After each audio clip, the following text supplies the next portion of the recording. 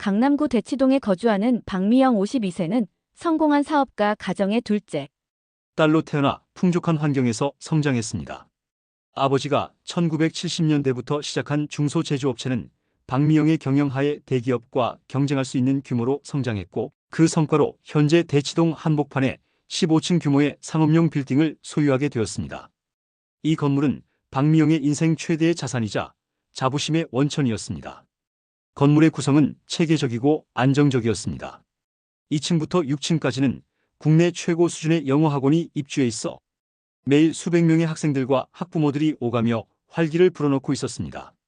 7층부터 10층까지는 수학, 과학, 논술 등 각 분야별 전문 입시 학원들이 자리 잡고 있어 대치동 교육특구의 명성에 걸맞는 역할을 하고 있었습니다. 11층에는 피부과와 성형외과가, 12층에는 내과와 소아과가, 13층에는 치과와 한의원이 들어서 있어 의료 서비스의 원스톱 쇼핑이 가능했습니다. 14층과 15층에는 각각 대형 법무법인과 세무회계법인이 입주해 있어 전문직 서비스의 메카 역할을 하고 있었습니다. 그리고 1층에는 대형 약국과 프리미엄 베이커리 카페가 운영되어 건물을 이용하는 모든 사람들의 편의를 도모하고 있었습니다. 남편 최성호 55세는 젊은 시절 경영학을 전공했지만 20년 전부터 의사가 되겠다는 꿈을 품고 있었습니다.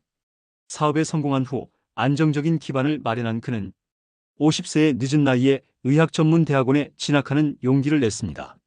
주변에서는 이 나이에 무슨 의대냐며 만류했지만 박미영은 남편의 도전을 누구보다 적극적으로 지원했습니다. 새벽 3시까지 해부학 교재를 펼쳐놓고 공부하는 남편을 위해 따뜻한 차와 야식을 준비했고, 전공 서적이 필요하면 온라인과 오프라인을 가리지 않고 구해다 주었습니다. 임상실습으로 지친 남편이 집에 돌아오면 마사지를 해주고, 스트레스 해소를 위해 주말에는 함께 등산이나 산책을 하며 정신적 지지자 역할을 해왔습니다. 세 자녀들은 각자의 분야에서 부모의 기대를 뛰어넘는 성과를 거두고 있었습니다. 큰딸 최서연 29세는 어려서부터 수학과 과학에 뛰어난 재능을 보였습니다. 서울대 의대를 수석으로 졸업한 후 하버드 의대에서 심장외과 전문의 과정을 밟았고, 현재는 존스홉킨스 병원에서 심장외과 전문의로 활동하며 국제적인 명성을 쌓아가고 있었습니다.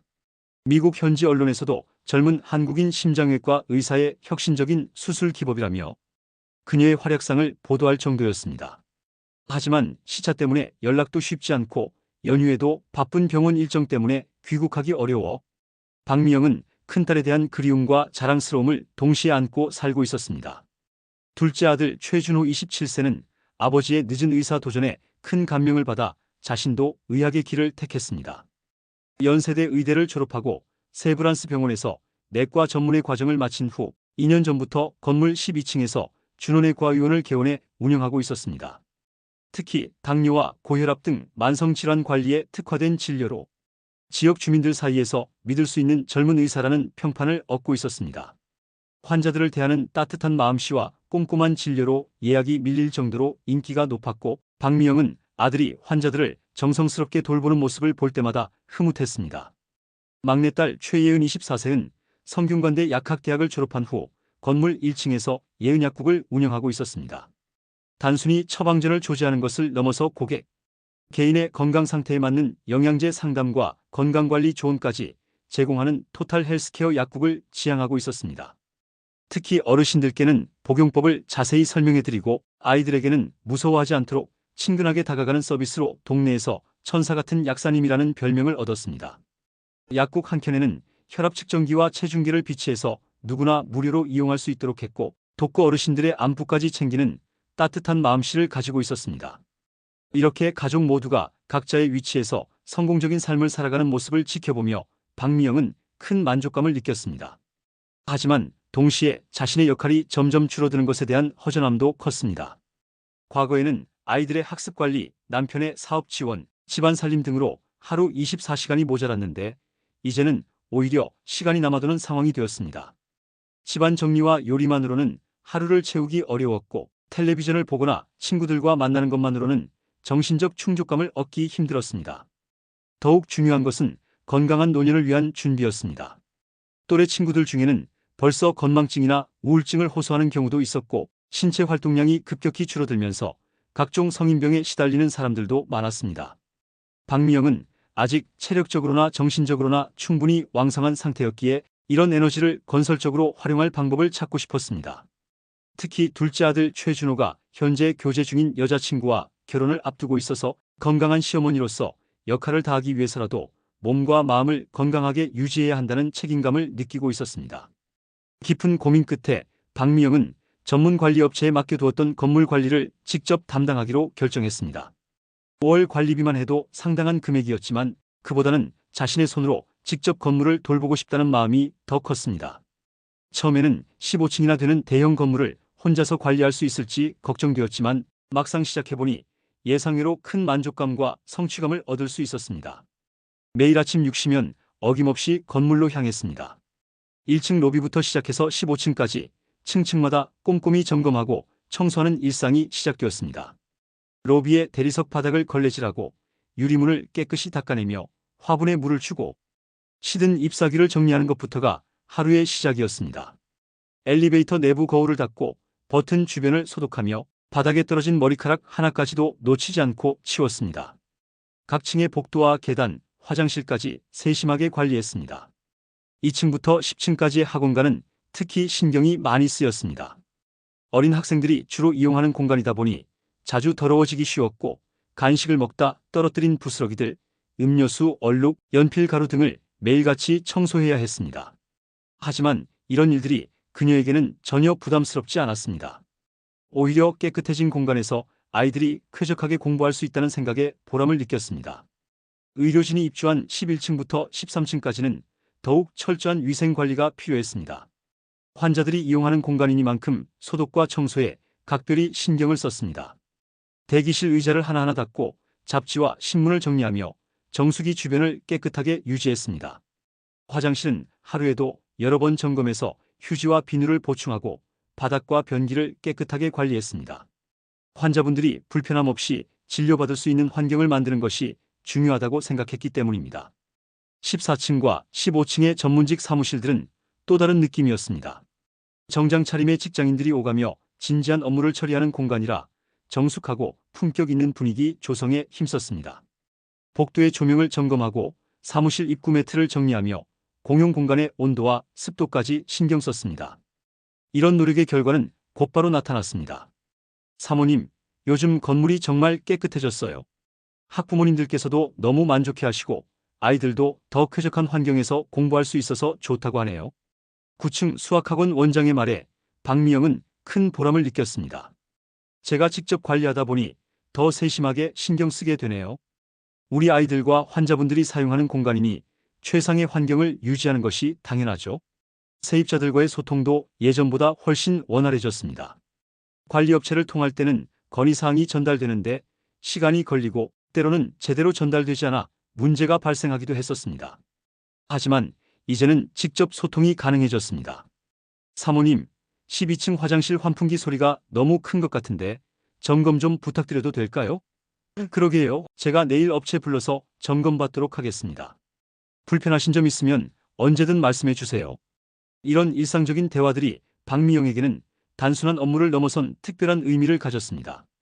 건물 소유주로서의 책임감과 이웃들과의 유대감을 동시에 느낄 수 있었기 때문입니다. 5층 영어학원에서는 사모님 덕분에 아이들이 더 즐겁게 다닌다며 감사 인사를 전했고 13층 치과에서는 환자분들이 병원이 깨끗하다고 칭찬을 많이 한다는 이야기를 들려주었습니다. 건물 관리를 시작한 지 3개월이 지나자 확실한 변화를 체감할 수 있었습니다. 우선 신체적으로 훨씬 건강해졌습니다. 매일 15층을 오르내리며 걸레질하고 청소하는 활동으로 자연스럽게 운동량이 늘어났고 체중도 OK 정도 감량되었습니다. 혈압과 혈당 수치도 개선되어 주치의로부터 이렇게 건강한 50대는 흔치 않다는 칭찬을 들었습니다. 정신적으로도 큰 변화가 있었습니다. 과거에는 시간이 많이 남아 무료함을 자주 느꼈는데 이제는 하루가 어떻게 지나가는지 모를 정도로 바쁘고 충실했습니다. 아침에 일어나면서부터 오늘은 어느 부분을 중점적으로 관리해야 할까 하는 계획을 세우게 되었고 작은 성과에도 성취감을 느꼈습니다. 예를 들어 1층 로비 대리석 바닥이 반짝반짝 빛날 때, 화장실에서 나쁜 냄새가 전혀 나지 않을 때, 세입자들로부터 건물이 정말 깨끗해졌다는 칭찬을 들을 때마다 뿌듯함과 자부심이 밀려왔습니다. 어느 날 오후 평소와 같이 각 층을 점검하던 중 12층 내과의원에서 연락이 왔습니다. 관리사무소인데요. 11층 피부과 대기실 에어컨이 고장난 것 같아요. 환자분들이 더위에 불편해하고 계세요. 박미영은 즉시 현장으로 향했습니다. 11층에 도착해보니 정말로 에어컨이 작동하지 않아 대기실이 무더웠고 환자들이 부채질을 하며 불편해하고 있었습니다. 그곳에서 한 젊은 여성과 마주쳤습니다. 명품으로 보이는 단정한 정장 차림에 고급스러운 시계와 가방으로 치장한 그녀는 박미영을 보자마자 눈썹을 찌푸리며 불쾌한 표정을 지었습니다. 아줌마, 환자들이 기다리고 있는데 빨리 처리 안 하고 뭐해요? 이런 식으로 관리하면 병원 이미지만 나빠져요. 그녀의 목소리에는 명백한 짜증과 불만이 섞여 있었고 박미영을 마치 하급 직원 대하듯 하는 태도가 역력했습니다. 그 젊은 여성은 한유진 27세로 11층 피부과에서 환자 코디네이터로 일하고 있었습니다. 서울 소재 명문 사립대학교 경영학과를 졸업하고 외국계 화장품 회사에서 3년간 마케팅 업무를 담당했던 그녀는 자신의 학벌과 경력에 상당한 자부심을 가지고 있었습니다. 특히 해외 브랜드에서 근무했다는 경험을 바탕으로 자신만의 우월감을 형성하고 있었고 이는 종종 타인을 대하는 태도에서 거만함으로 표출되곤 했습니다. 한유진은 6개월 전 현재의 피부과로 이직해왔습니다. 외국계 회사에서의 화려한 경력에도 불구하고 야근과 스트레스에 지쳐 좀 더 안정적인 직장을 찾던 중 대치동의 고급 피부과에서 높은 연봉을 제시하며 스카우트했던 것입니다. 실제로 그녀는 업무 능력이 뛰어났습니다. 고객 상담에서부터 시술 예약 관리, VIP 고객 서비스까지 완벽하게 소화해냈고 유창한 영어 실력으로 외국인 고객들까지 응대할 수 있어 병원에서는 없어서는 안 될 인재로 평가받고 있었습니다. 하지만 문제는 그녀의 인간성이었습니다. 자신보다 사회적 지위가 낮다고 여기는 사람들에게는 노골적으로 무시하는 태도를 보였고 특히 서비스직이나 육체 노동에 종사하는 사람들을 깔보는 경향이 강했습니다. 박미영을 단순한 건물 관리인으로만 인식한 그녀의 태도는 날이 갈수록 더욱 건방져졌습니다. 첫 만남 이후 일주일도 지나지 않아 두 번째 충돌이 일어났습니다. 박미영이 오전에 엘리베이터 내부를 깨끗하게 청소했음에도 불구하고 하루 종일 수백 명이 이용하다 보니 오후가 되면 다시 더러워지기 마련이었습니다. 특히 학원가 학생들이 간식을 먹으면서 이용하다 보니 부스러기나 음료 얼룩이 생기는 것은 어쩔 수 없었습니다. 아줌마, 엘리베이터 청소할 때 좀 더 꼼꼼히 해요. 환자분들이 사용하는 건데 이렇게 대충 하면 안 되죠. 한유진의 날카로운 지적에 박미영은 참을성 있게 답했습니다. 오전에 청소했지만 사람들이 많이 이용해서 그런 것 같네요. 오후에 한 번 더 청소하도록 하겠습니다. 하지만 한유진은 여기서 그치지 않았습니다. 그러니까 수시로 확인하고 관리해야 한다고요. 이게 아줌마 일 아닌가요? 월급 받고 하는 일인데 책임감을 가져야죠. 이 말을 들은 순간 박미영은 가슴 한편이 답답해지는 것을 느꼈습니다. 자신이 월급을 받는 직원이 아니라 건물의 소유주라는 사실을 모르는 것이야. 그렇다 치더라도 사람을 대하는 기본적인 예의는 갖춰야 하는 것 아닌가 하는 생각이 들었습니다. 세 번째 사건은 더욱 심각했습니다.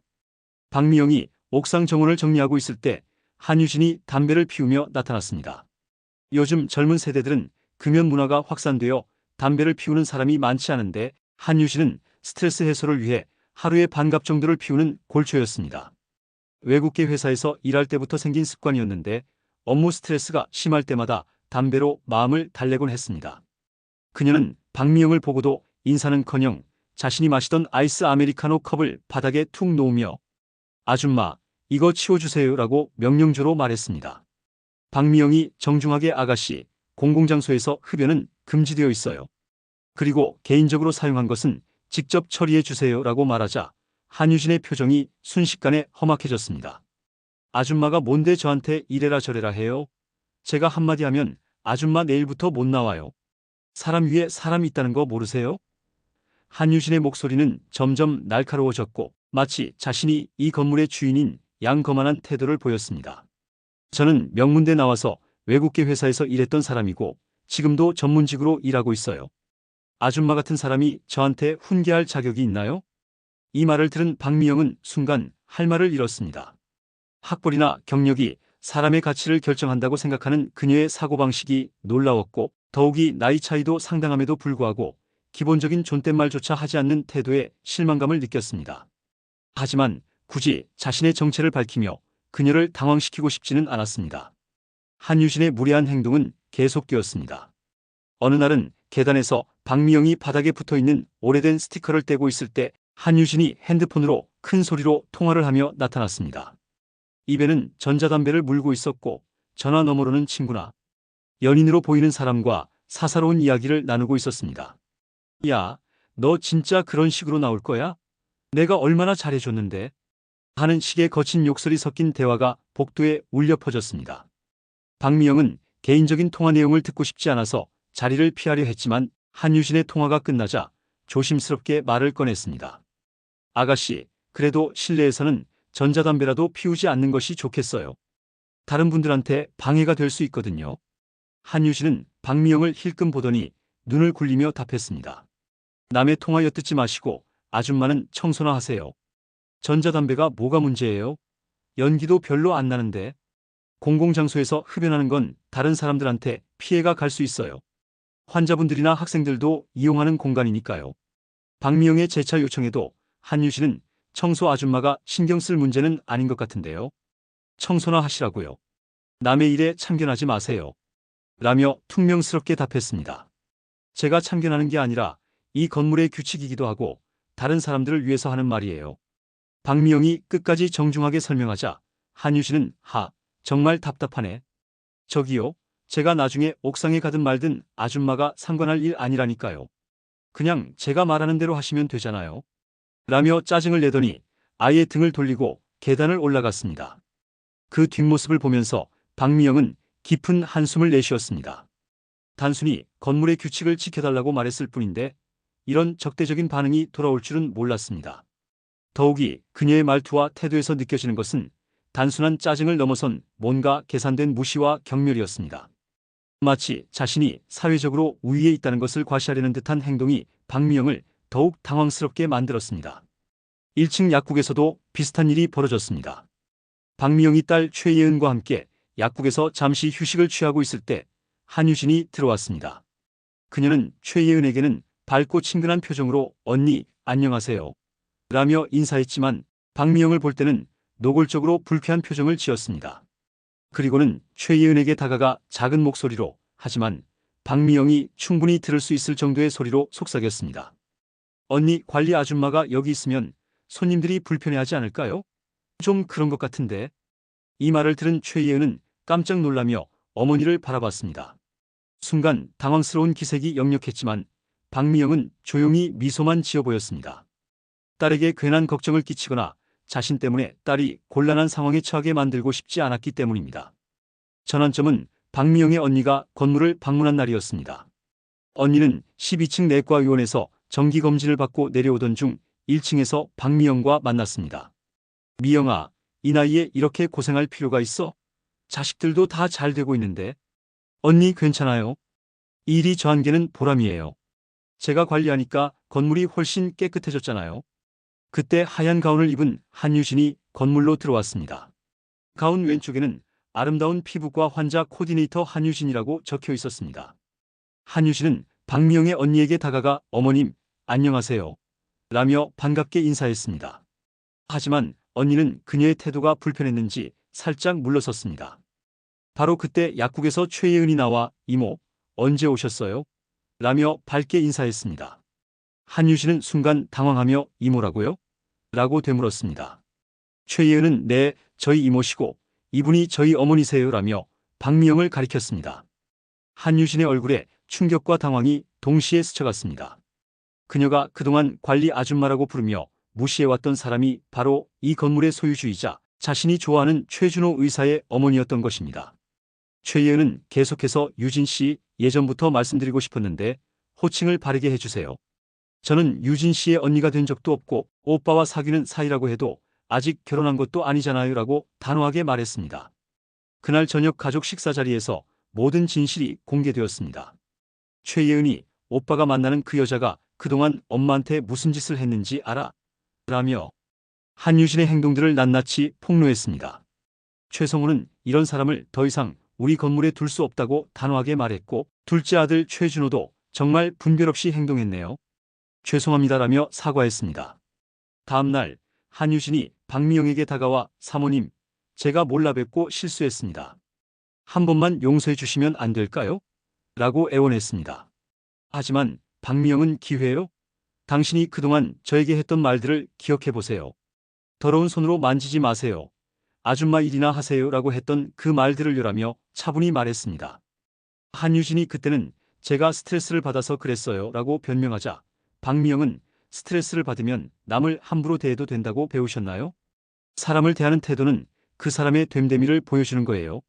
오늘 이 일을 계기로 다른 사람을 존중하는 법을 배우시길 바랍니다라고 마지막 조언을 남겼습니다. 이 사건을 통해 박미영은 겉모습이나 사회적 지위로 사람을 판단해서는 안 된다는 교훈을 다시 한번 깨달았습니다. 그리고 진정한 인품은 어려운 상황에서 어떻게 행동하느냐로 드러난다는 것을 확인했습니다. 한유진에게는 아픈 경험이었지만 이를 통해 성숙한 인간으로 성장할 수 있는 기회가 되기를 바라는 마음이었습니다. 영상이 즐거우셨다면 구독과 좋아요 부탁드립니다. 다음 영상으로 찾아뵙겠습니다.